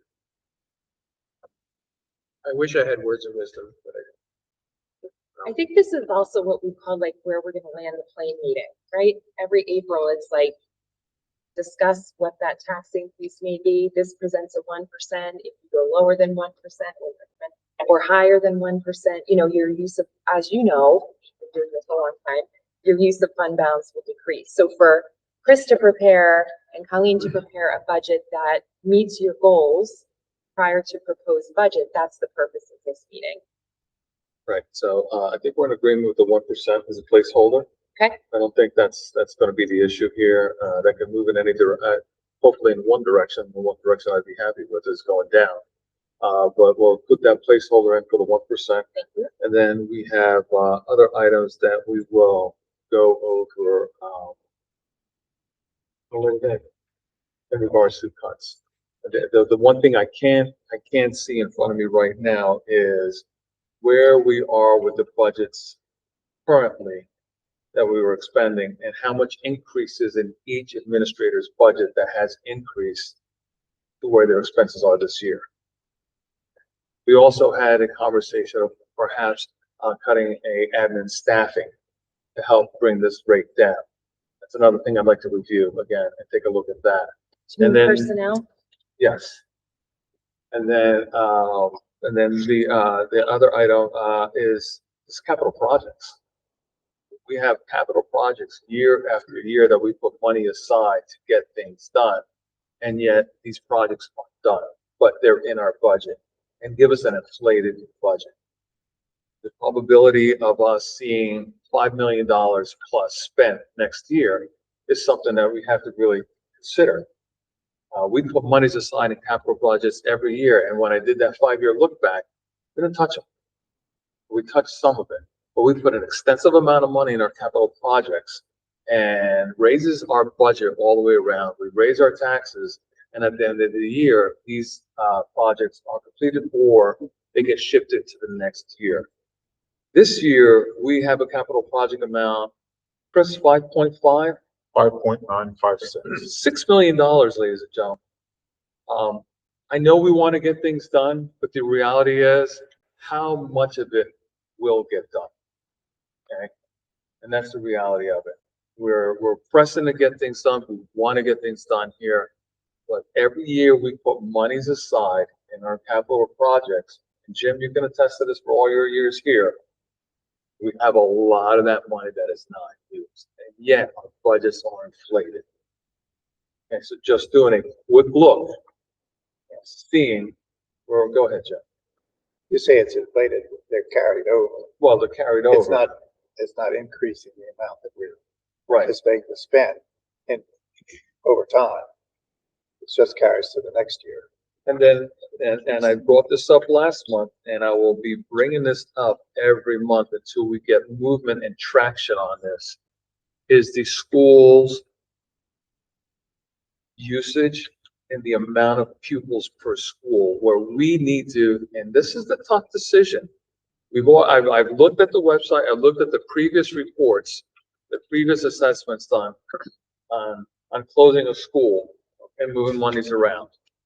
If we were to do something like that, which is we've kicked that can down the road as far as we can, we absolutely have to move forward here and try to figure where we want to go with this, because we want more for our students. We can afford them more. We can give them more things, but at the end of the day, we are spending monies to upkeep buildings that are not occupied, fully occupied, excuse me. We have to decide, and I'm looking at this committee here, and I'm looking at the board, and I'm going to be very, very staunch support of this. We have to decide which schools we want to close, shutter, whatever you want to call it, and distribute those assets around so we can afford more for our community. Right? We had over 1,400 students in year 2020. We have projected just a little over 1,200 students in 2030. And if you do a cost per student analysis of how much the students cost us in 2020, and I hate looking at it like that, but that's where I'm going to drill it down to. We have a lot of money we're spending for each student, and our classroom sizes are smaller than private schools. Smaller than private schools. So this is where we need to circle up a little bit, ladies and gentlemen. This is where we need to just really start looking at what we need to do here and how we want to do more with the limited and decreasing amount of revenues that we're getting here. Chris brings up a fantastic point. Inflation is the other thing that's not going to be going away. That is going to be eating into more resources. This is just going to keep on increasing, and that's just going to be a limit factor for us, a limiting factor. So, could you please, everyone, please start drilling down those reports that are on the Palisades website. Please go revisit them. Please look at all the work, all the monies that have been paid for those cities. The numbers are there. The numbers are expressed to you what's going on and what we need to do. Where are we with the I have, RFP? thank you. Donna. Have a clarifying question. You mentioned capital projects increasing taxpayer costs. To my knowledge, that doesn't happen. Is that correct? That taxes are not increased as a result of capital projects. That's money that we have reserved, that we've moved to take care of those projects. Actually, when we come in with a final budget, that is the number that we use to decide how much we want to increase the taxes. I understand that, but Okay. I thought what you were referring to was those additional costs, excuse me, for those projects that have not been completed affecting our tax increases. And that's not what I understood it to be. I just wanted to clarify. Go ahead, Chris. Just wanted to add something to Mr. Ramos's point of not overstating expenditures. Expenditures for salaries next year are budgeted less than 25.6. Expenses for benefits are budgeted less than 25.6. So what may have been a historical overstatement, we really tried very hard not to have that happen to your 26, 27 budget. Yeah, and we get that. We want that, but I'll leave it at that. I'd like, as it pertains to the building use, we need to, I think, we need to set more of a definite timeline. I mean, obviously, I don't think we can do anything for the 26-7 school year. But to do it for the 7-8 school year, right? Am I doing that right? Yeah. We need to get talking about it. Yes. We need to make some decisions. So, if I may, Go through. the board did approve going out to do, a demographic study. Those came back, the board approved at our last board meeting. No, it's this coming board meeting. Right, buildings It and was a grounds. first- Buildings and grounds. So this current board meeting on Wednesday, the board will consider, KCBA as the group to do that demographic study. Chris and I have a meeting set up with KCBA on Monday, Which one is the 20th? the 20th. So next Monday to, start that timeline moving forward. Thank you very much. Sure. Cora? That was my question. I was just wondering, did the RFP didn't go out then, or? For demographic study, it's done. So it went out, it was received, it was reviewed, KCBA was the lowest bidder, that was discussed at Buildings and Grounds. Their recommendation is to bring it to the full board for that contract, which will happen on Wednesday. On Wednesday, So okay. the board will consider that. Let's just assume that they approve it. Then on Monday, we have a meeting set up with KCBA to discuss that timeline. Thanks. You're welcome. I know you said that before. That's but okay. it No problem. clarified it. Dr. Bear? I know that we're talking about areas where we need to scale back, and then just listening to what Chris just said about staffing costs for next year. So what is the downside of putting an instructional position into the budget now, so we know what that cost would be, and then if we can't do it, we take it out?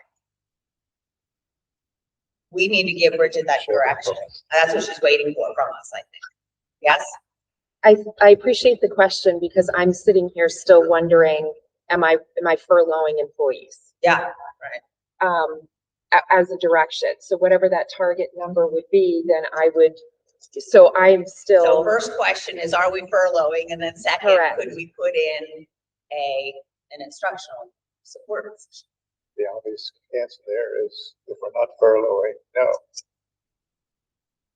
It would seem. To me, it seems if we're not going to allow Bridget to furlough staff,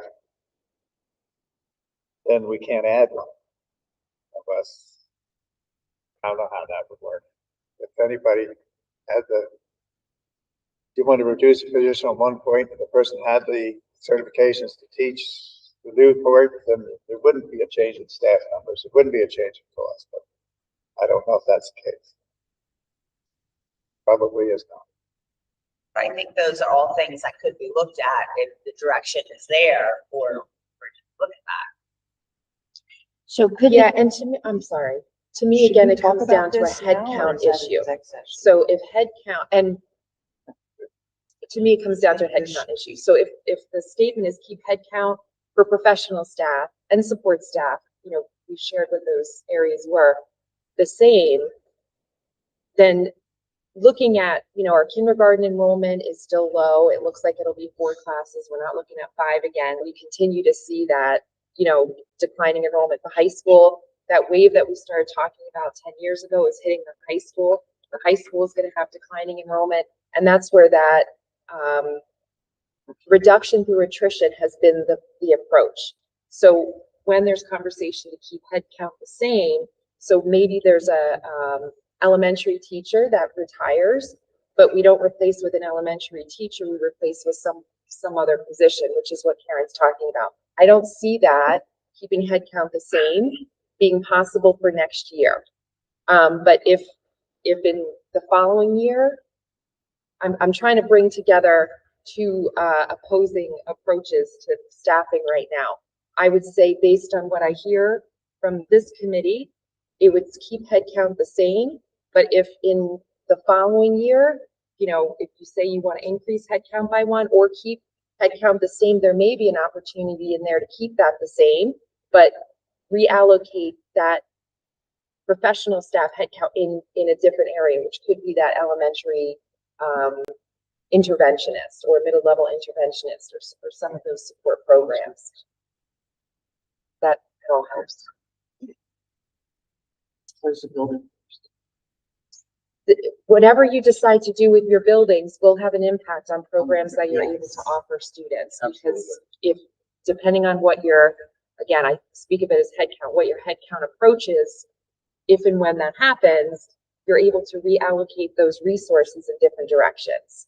You'd have more flexibility in your program offerings. Dr. O'Connell, when you say headcount, could you please explain to us, headcount, please explain to us what you mean by headcount. Sure. So you have a certain number, and these numbers have been presented, certain number of professional staff. So that is your headcount for professional staff. Through attrition, when you have a retirement, if you can move teachers to areas that they're certified in, you reduce that headcount and you never have that expense of salary and benefits again. Okay. So if you keep your headcount the same, when you replace that person, likely it's with someone with less experience. That's been our experience, not zero, but you have a savings there. Now that savings is it's going to diminish over time because they will gain an experience. So it's headcount is really how you allocate the staff that you have into the various needs that you have to educate your kids. So that to me is headcount. On the flip side of headcount, would you also say that the headcount of how many students per teacher, would that be another headcount as well? Absolutely. So what was the average? What is the average you have now?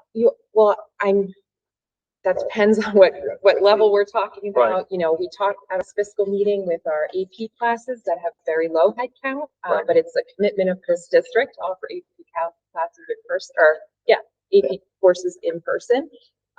Your elementaries could range from 16 students to, I think, 26, 27 as you go through. So, but, you know, we are covering a large geographic area. So when you look at efficiencies as far as how many staff you need for a certain number of students, we are spread over 100 square miles. So we need to make sure that we're, you know, educating kids in all of those in our 3 buildings and then our 1 middle school and 1 high school. So we have with the programs we offer, there's a certain level of headcount that we need to provide. Bridget, if I remember correctly, at the last meeting you had presented. Yes. You had a number of administrative, you know, because I remember looking at the numbers and there were some that looked like maybe there could be cuts in those areas. So administrative in what area? Did you say maintenance? I wish I would have brought that along. You know, there were presentations. So that covered, you know, support staff, professional staff. So administrators per se, we've gone from 17 to 14. So I don't have much room in that area right now. But, you know, we did talk about evening custodians to take a look at that. We talked about IAs. We talked about teaching positions that have, you know, classes that have less than 10 students, less than 15 students in it. But we can certainly and continue to through attrition. Again, that's the idea. The frustrating is maybe feeling right now attrition takes longer because, you know, you're planning it a year or 2 in advance as to who may be retiring. But we'll certainly, as I always do, look at what our needs are, including maintenance. Our maintenance positions have remained, you know, for maintenance folks, our custodian staff has relatively remained the same as well because we still operate the same number of buildings that we have, regardless of the number of students that we have. So that's one of those conversations that when our demographic study comes through again, when you're running 5 buildings, you need that number of headcount in those departments to be able to keep functioning. Really, we can't realistically look at all of this until we get that demographic study. And we've known So the demographic study will certainly help, and it'll be an outside group coming in to take a look at our facilities from maybe fresh set of eyes, taking a look at enrollment projections, but those have been steady since we started talking about it 12, 15 years ago. So there's not going to be, I don't anticipate any big like, oh my gosh, we didn't see this coming. Right. But Right. it'll help to have a separate set of eyes taking a look at it. And it's good to have data behind the Absolutely. decisions. that we And they'll make. take a look at where your population is, you know, in the district and where families are living and where families have the opportunity to move into. So, yeah. The only thing I was gonna say when you were speaking about head count. Yeah. How does that factor in, like with IAs, for instance? So it really depends on, so we have IAs that are directly supporting students. So one-on-one IAs, one-on-two IAs. And those are the things I'm thinking of, because if we get a new student in that all of a sudden needs a one-on-one. That's correct. That's correct. So our IEP teams that work with families and students to determine what that student's needs are to be successful in school, that's one part of it. But when when full day kindergarten, one of the commitments at that time too, was that we had a full-time IA, a 6-hour IA in our kindergarten classes to support, and that still exists. So our kindergarten classes still have IAs. Our libraries at the elementary level don't have a full-time librarian, full-time. They move as our other specialists do. So there's IAs that are in our libraries at the elementary level to make sure they remain open and students are able to access the collections there. So we have different types of IAs, and that would changes in those areas wouldn't come in the area of our one-on-ones, but would in the area of support. You know, that to me would be like a, you know, a program decision. So, and purely just for thought. Sure, that's what we're doing. So for instance, if we went back to half-day kindergarten, we could probably get a math specialist at the middle school. Possibly. There are other ways that we could do that as well. I mean, that if we went. But I'm just saying, because like you said, because Correct. we went to full day, we added an IA in 3 schools then. Because we have kindergarten in 3 schools. Yep. So that's 3 IAs that wouldn't be needed. So when I think head count, I wouldn't cross support staff from professional staff. So if you're looking for a professional staff member, it wouldn't come in as I think of head count, wouldn't come from IA offset. Okay, so that's, well, and that was part of my question, Yeah. which wasn't detailed enough. Okay. But in my head, where I was going is exactly those head counts because of the IAs can be fluctuating and so forth. Correct. But as far as this committee and the board, it all boils down to the money. Correct. So whether it's, you know, because it's still in the budget, which comes down to the bottom line, but I understand you've got to break it out. Mhm. But we're looking at one pot of money Yes. that gets distributed. So if you lose IAs over here, that's freed up money if you're keeping your bottom line the same, that now can go somewhere else. And once again, this is not me, I putting understand. forth something like, oh, well, let's do X. I understand. Right. But just to try to put it into some real life meaning. Yep. Of what the decisions are that we're trying to make here. Yes. There you have it. And you know, and I do use the kindergarten as a case in point because yes, I know. this board was very, very divided. Thank you, Jim, for your vote in the other direction.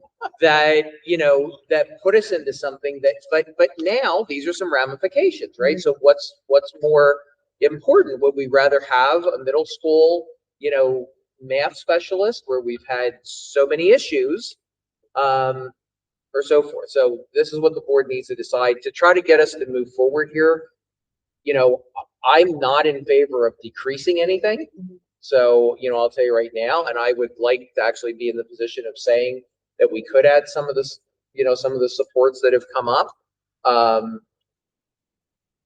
But at a minimum, you know, I'm not in favor of decreasing because I think that would be, you know, negative on what we offer our students. So at this point. Chris, can I ask, the healthcare, going back to the healthcare, is that going to make any significant difference in the budget? Oh, 100,000 or so. Oh, really? Yeah. Yeah. It'll make a difference. Thank you. A bit of a pizza pie. Oops. Any other questions here? I would think for Answers? that might pay for an 1%. intervention. 1%. Headcount remains the same. Right. Is that correct? Okay. Thank you. Thank you. All right. Then we've got our budget we actually do have some budget transfers for the month. They're on your report. We have your financial reports for March, your prior month expenditure to date. On the prior month expenditure to date, we pulled up. The percentage is falling a little bit closer in line with prior history, but the overall expenditures to date are up 2.8 million.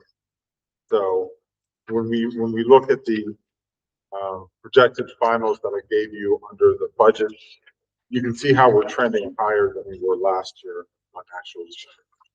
And would you say that any of that has to do with the capital projects that we're moving forward, like deposits that have been paid or anything those lines? Or No, actually, No. our capital project usage is low, but we think it's going to pick up because some of these awards have been happening now. So we'll get some expenditures out of it. The septic tank, the actual cost of that is higher than the budget for this year. That's it. Yeah. Are there any grants that we could go We did. We have applied for the state's facilities grants. You did, We applied for. Then we've got our charter school update. We've got one more kid who went to the charter schools last year. We're still trending well on the year-end expenditures, so we'll be okay there. On the right to know request, we've got a couple of right to knows. And then we've got the economic update. State revenues are higher than they were in right now. That's my report. I thank you, Chris. I asked Colleen, and if you ever have difficulty sleeping, or if you have a problem with blood pressure, don't look at the expense reports then.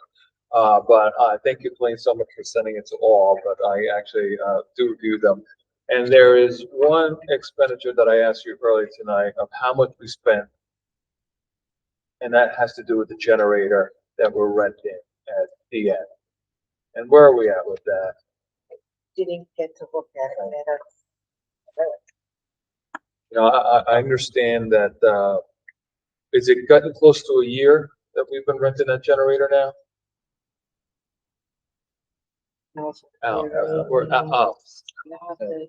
I feel like it's been a year. It feels like it's been a year, right? I thought it was the beginning of this school year.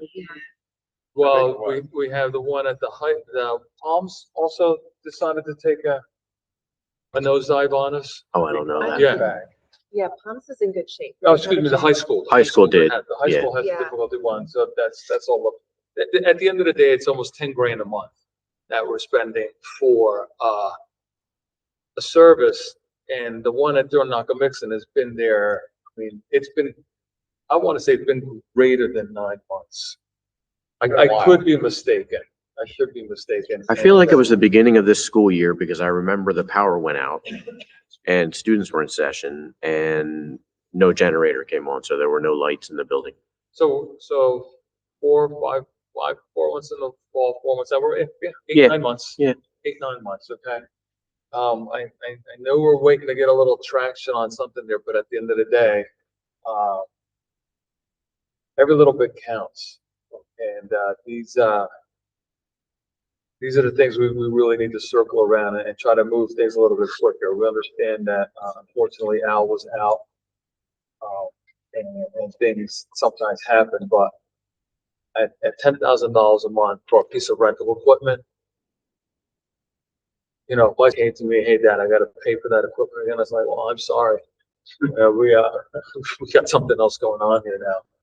Right? So, but that's all I want to bring. Okay. Thank you very much for everyone today. Thank you for all the hard work. And We'll see you all on Wednesday. Do we have any other questions and comments?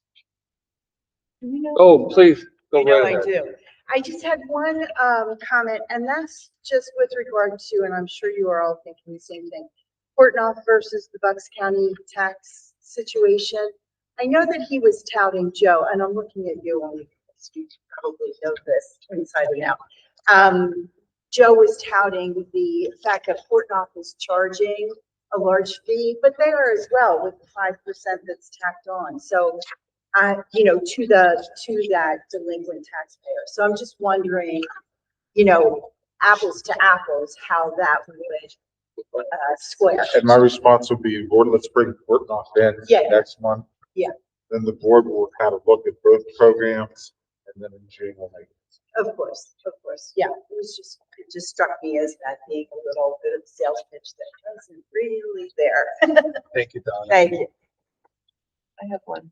Do we know if any, with that autism class, will that bring any of the special ed cyber or brick and mortar students back? I think they're separate Oh, okay. issues, so I'm not aware of, students that we serve that have that level of need Okay. outside of our buildings. Okay. Just open. Yeah, thank you.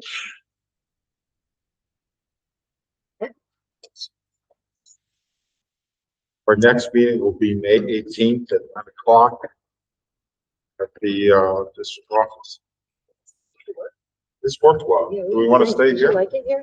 Oh, this is nice and comfortable, and actually there's airflow movement. Certainly have more room here. Yeah. These Yeah, chairs so are let me, a lot more let me work with comfortable. Rich and, Thank you very just much. to see how often this could work. I can imagine it gets challenging when they're preparing. So if this is the desire to have it here as our go-to, I'll work with Rich on that. There may be sometimes we need to find another home, but this did seem a little more. This was delightful.